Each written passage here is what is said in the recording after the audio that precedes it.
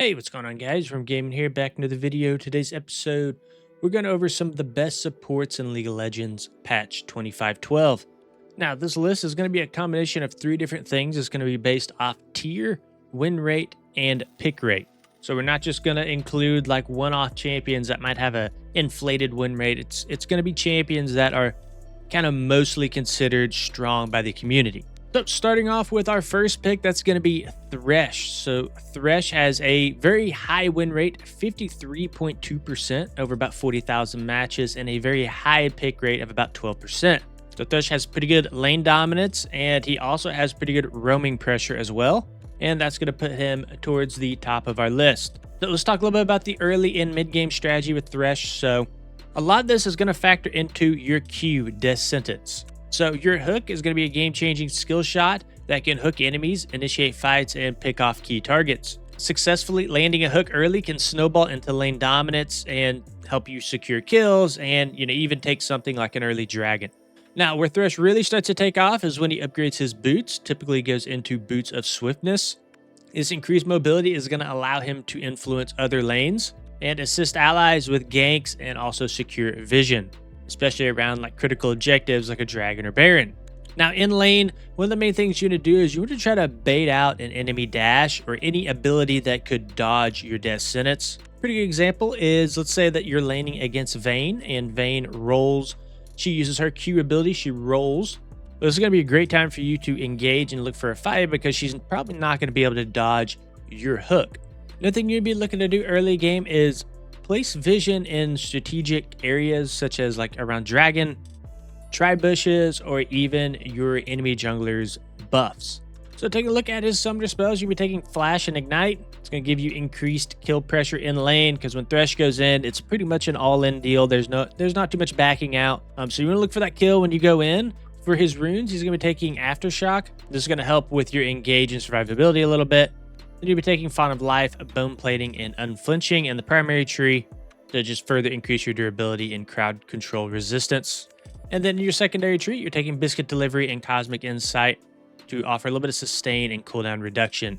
Your rune shards are going to be Adaptive Force in both the offense and flex, and then Health Scaling as the final rune shard. Your core item will be Solstice Slay.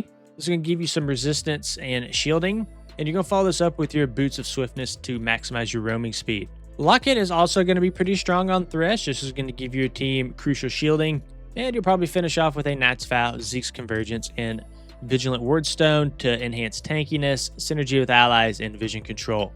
Skill priority will be Q into your E into your W, and the above that we just discussed actually has a 53.2% win rate right now. So let's talk a little bit about his strengths. So one of his main strengths is going to be his lane dominance. So you want to play the lane pretty aggressively. You want to try to hook and get that early kill. And the whole idea with Thresh is to snowball your carry that's behind you, right? So he's going to be really good with another ADC like a Draven or something that really thrives off of those early kills. And this does kind of lead me into his next strength, his pick potential. And his pick potential is really strong in the early game, but it gets even stronger in the late game. If you can hook somebody 30 minutes into the game, they're going to get like a 40-50 second death timer, and it is almost guaranteed an objective. So his hook almost gets stronger and stronger as the game goes on in terms of the impact that's going to have on the map. And then his third strength is going to be his roaming pressure with his boots. He can roam pretty well.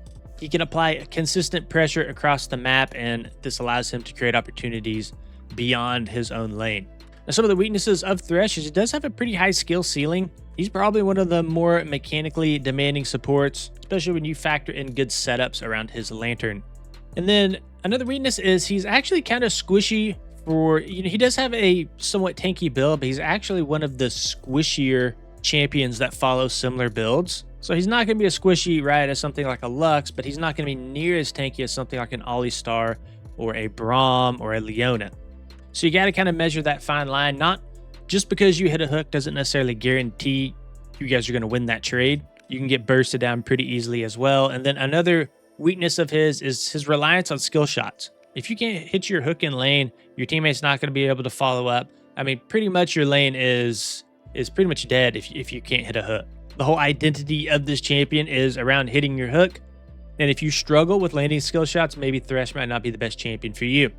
Up next on our list is going to be Nami. She has a pretty unique blend of poke, sustain, and crowd control. So Nami really shines in her laning phase. So when you're playing Nami, you really want to be as obnoxious as you possibly can early on. And this means just relentlessly harassing your opponent with basic attacks and then efficiently using your W, ebb and flow, to just simply poke and sustain. Another thing you want to focus on, especially as you hit level 6, is the timing and the rhythm of your abilities. You want to chain up your Q and your R to create like a sort of like a chain of crowd control effects to shut down one specific target. And typically when you land your Q, you almost always want to be following that up with your ultimate as long as you think that you can win the trade. And by hitting these two abilities is essentially a guaranteed pick. Taking a look at your summoners, you're going to be running Flash and Heal. It's going to give you mobility for escape as well as heal for a clutch survivability or just general lane sustain. For your runes, you're going to be running Summon Airy. This is going to help you poke and lane like we kind of talked about earlier. And you're going to follow that up with a Mana Flow Band, Transcendence, and then Scorch for mana sustain, cooldown reduction, and just additional poke damage. The big part of your rune page is the poke gameplay. It's very, very important. Then the secondary tree is going to include Bone Plating and Revitalize. Going to give you a little bit more durability and healing power. Stat shards will be Adaptive Force twice and then health scaling. For your core items, you're going to go Dreammaker. This is going to give us some enhanced healing and shielding. Going to follow this up with Ionian Boots of Lucidity, which will give us some much needed cooldown reduction. And then we'll be going into Imperial Mandate so that if you do land a CC ability, your allies can follow up and consume that mark that it puts on them for additional damage to help secure the kill.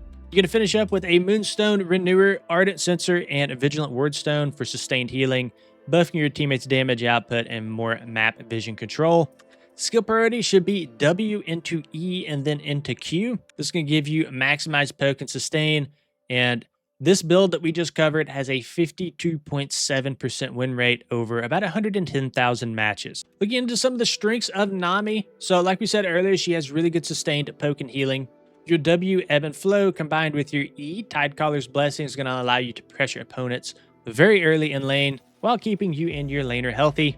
She also has a pretty high kill pressure with her Q and her R, and that's going to scale all the way to the late game. If somebody does overstep and you do land that Q on them, it's very similar to Thresh Hook. It's almost a guaranteed kill. And then her last final strength there is going to be her team fight sustain. So she's really good at keeping her teammates topped off, especially if you have a tank who's frontlining or a carrier that you're trying to peel back for. Some of her weaknesses, she's very immobile.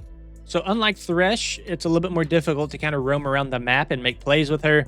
If you do get caught out, you are typically dead. She has a very low base health pool, so it's going to make her a pretty easy target.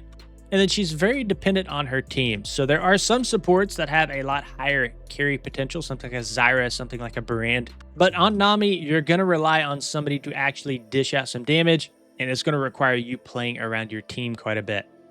Going on to our third champion here, this is going to be Lulu. In over 60,000 matches, Lulu has about a 53% win rate and then a very high pick rate of 11.4%. And Lulu is going to have kind of a similar playstyle to Nami. Your laning phase is going to revolve around controlling trades and then protecting your ADC. Now, a crucial tip for maximizing your poke and survivability is to use your help picks, your E, cleverly during early trades. So you can utilize this to boost the damage of auto attacks and also apply a small shield. So you can put this on yourself. You can also put this on your ally. And a lot of the times, if you are playing with another aggressive ADC, you can kind of watch their movement as they start to step up. You can shield them, and their next auto will get the damage amp as well as the shield, pretty much guaranteeing that they're going to win that trade. So she can be really good in comms if you are really synced up with your ADC. So properly utilizing her shields is going to be very key to winning trades. Another tip for early game and her laning phase is you want to make sure that you're always close to your ADC. The entire strength of your kit is shielding, buffing, and peeling for your carry. So just using Thresh as an example earlier, Thresh kind of likes to go out and kind of create chaos all over the map. Lulu is a little bit more of a defensive support than something like Thresh, and you're probably going to stick to your lane a little bit more instead of roaming too much, and you're kind of looking for fights within your own lane. Now, we're not saying not to roam, it's just probably not going to be as effective on Lulu. Now, quickly discussing her ultimate. So a lot of people don't know is her ultimate actually has a knock-up effect with it, and this can interrupt and engage. So for example, a Leona engages on your ADC, you can ultimate on top of your ally and just essentially knock the Leona right off your ADC. So not only do they get the health bonus from your ult, it also kind of negates crowd control effects. Not only that, there is a slow that is applied through her ultimate as well to kind of give your ADC a little bit of peel. So try to utilize your ultimate to get that knockback effect. So some of the best summoners on Lulu are going to be Flash and Heal. Going into her runes, she's running Summon Airy. Again, just going to help with her poke a little bit and shielding. So just a really good rune in general for laning. And then we'll be running a Mana Flow Band for Mana Sustained, Transcendence for CDR, and then Scorch for extra poke damage. And then secondary tree, we're running Bone Plating and Revitalize for survivability and healing. For rune shards, we're running Ability Haste, Adaptive Force, and then Health Scaling. Her core items are going to be Dreammaker to boost healing and shielding effectiveness. We're going to follow that up with Ionian Boots of Lucidity for CDR, and then Ardent Sensor for enhanced attack speed and damage. And again, that buff on Ardent Sensor will be applied through your shield, so you can manually target it. To finish out our build, we're going to go a Moonstone Renewer, Redemption, a Vigilant Wordstone. This is going to give us Sustain, Healing, and Vision Control.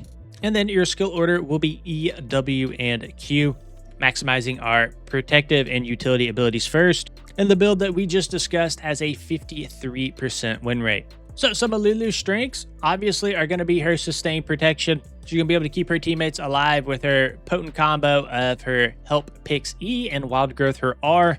So these are going to help increase survivability and just allow our carries to stay alive longer in fights to output more damage. Her next strength is going to be her consistent poke and shielding. Her Glitter Lance, her Q, and Help Picks E are going to be reliable poke damage and shielding, allowing you to win trades in lane and protect herself if needed. And she's also very versatile, so she can fit a lot of different compositions just due to all of the flat utility that she brings. So she's a great support to pick up and main because there's not too many group compositions out there that Lulu doesn't fit. Now, some of Lulu's weaknesses. She does have pretty low mobility and she's pretty vulnerable to CC. So she's going to be very dependent on her team. So don't expect to, just carry on Lulu just through a whole bunch of damage or anything. And then again, very similar weaknesses to Nami. She's very squishy as well. She's a low base health and requires careful positioning throughout the entire game. All right, guys, that's the end of this video. If you enjoyed it, please consider liking, subscribing to the channel. We do also have a small Patreon page if you want to check that out in the description. If not, no worries, no pressure at all. Thank you guys for watching. See you in the next one.